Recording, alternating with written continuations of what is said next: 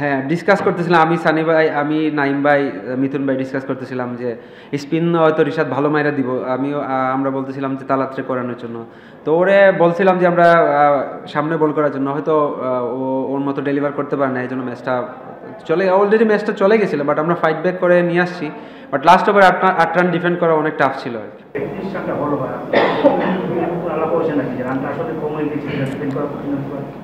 দেখেন, দিন শেষে ম্যাচ হেরে গেছি, তো এখানে কারো দোষ দিব না যে রান হয় নাই বা রান হয় নাই, বাট এই রানে আমাদের ডিফেন্ড করা উচিত ছিল। দেখেন, আমাদের একটা বড় লস হয়ে গেছে যে আলিসটা খেলতে পারে নাই, তো আলিসটা খেললে হয়তো সিনারিটা অন্যরকম হতো। তো আমার কাছে ফিল হয় ওরে আমরা অনেক পাওয়ার প্লেতে মিস করছি, পাওয়ার প্লেতে ওটা কিছু রান হয়ে গেছে, তো থাকলে ওরকম হয়তো নাও হতে পারতো।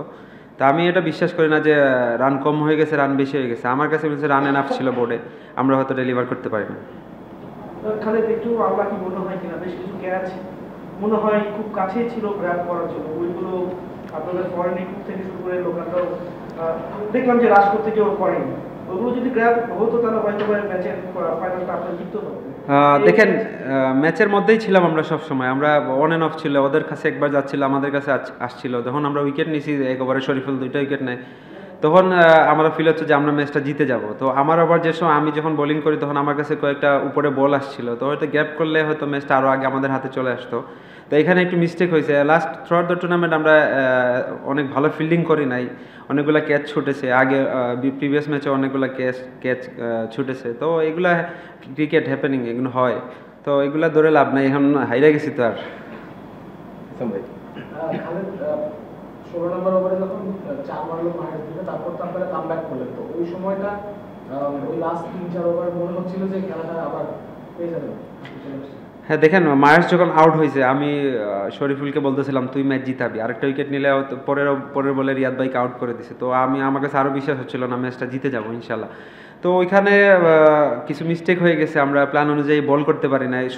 শুরুতে মিস্টেক হয়ে গেছে যে পাওয়ার প্লেতে আমরা তামিম বাইরে হয়তো প্ল্যান অনুযায়ী বল করি না, মুখে মুখে বল দিয়ে হয়ে গেছে। তো এটা আমাদের একটু কস্টলি হয়ে গেছে। পাওয়ার প্লেটা আমরা আর একটু ভালো বল করলে হয়তো ম্যাচটা আমাদের হাতে থাকতো। আপনার মিসফিল্ডিং হচ্ছে প্রচুর, সাথে হচ্ছে শারীরিক ভাষাটা মনে হচ্ছে একটু এলোমেলো মনে হচ্ছিল সবসময়ের জন্য। আপনি একটা না, আপনারা কি ম্যাচ ছেড়েছিলেন যে ম্যাচ আসছে তারপরেও ছেড়ে দিচ্ছিলেন? না, দেখেন, আমি এক মুহূর্তের জন্য শারীরিক ভাষা চেঞ্জ করি নাই। আমার ওই বলটা অনেক জুড়ে চলে আসছিল, হয়তো আমি ধরতে পারতাম, কিন্তু আমি যেরকম গেছিলাম ভাবছি স্লো আসবে, বাট ওরকম স্লো আসে নাই, অনেক জুড়ে আসছিল। তো বাট আমাদের থ্রুআউট দ্য টুর্নামেন্ট আমরা দেখেন, আমরা কিন্তু কাগজে কলমে এত বড় টিম ছিলাম না। তো এই পর্যন্ত আসছি একমাত্র আমাদের টিম বন্ডিংয়ের কারণে। আমাদের যারা লোকাল প্লেয়ার ছিল ওরা সামনে থেকে নেতৃত্ব দিছে বা সামনে থেকে রান করছে, প্লাস আমাদের বোলিং ইউনিটটা অনেক ভালো ছিল, এই জন্য এই জায়গায় আসতে পারছি।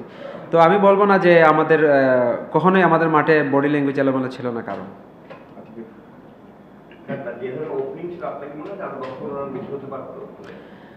আপনার ওই ভাই আগে কোয়েশ্চেন করছিল, আমি বলছিলাম 10-15 বেশি হতে পারতো, বাট ওনারা ভালো বল করছে। লাস্ট 4 ওভার দেখেন কোনো সুযোগ দেয় নাই, ভালো ভালো জায়গায় ইয়র্কার মারছে, এই জন্য হয়তো রান কম হয়েছে। আমি বলবো না রান কম হয়েছে, বাট আমি বিশ্বাস ছিলাম এই রানে আমরা ওদেরকে চেপে ধরতে পারবো। হয়তো আমাদের একটা বলার শট ছিল, ওই জায়গায় যদি আলিস থাকতো, আমি বলছিলাম আলিস থাকলে হয়তো সিনারিওটা অন্যরকম হতে পারতো। আপনার নিজের পার্সোনালি খুব স্ট্রং একটা বিপিএল আপনি খেলেন, আপনি নিজে কতটা স্যাটিসফাইড এটা বলবো না, যদি চ্যাম্পিয়ন হতে পারতাম স্যাটিসফাইড হতাম। তো আমার চেষ্টা ছিল যে নিজেকে কিভাবে একটা বিপিএলে মেলে ধরা যায়। এখানে আমাকে কোচ হেল্প করছে, শন্টেড ছিল এখানে, ওনারা হেল্প করছে। আমার কাছে ফিল হয়েছে যে না, আমি ফ্রিলি বিপিএলটা খেলতে পারছি। আমি যখন যা চাইছি ক্যাপ্টেন আমাকে হেল্প করছে। তো আমার কাছে ফিল হয়েছে যে না, এই বিপিএলটা আমার one of the best BPL আর কি। আপনি যেটা বললেন যে কাগজে কলমে হয়ে আপনারা ওরকম টিম ছিলেন না, তামিম ইকবালও এরকম হয়েছে, আপনারা মানে এইভাবে আপনারা ফাইনালে আসবেন বা এইরকম পারফর্ম করবেন, এটা আনএক্সপেক্টেড। তো তারপরে আপনারা যেটা অ্যাচিভ করেছেন, এইটা নিয়ে আপনাদের মানে গর্ব করার মতো। যদি ফাইনাল হেরেছেন, ওই ব্যাপারটা কাজ করছে কিনা যে আমরা অনেক কিছু?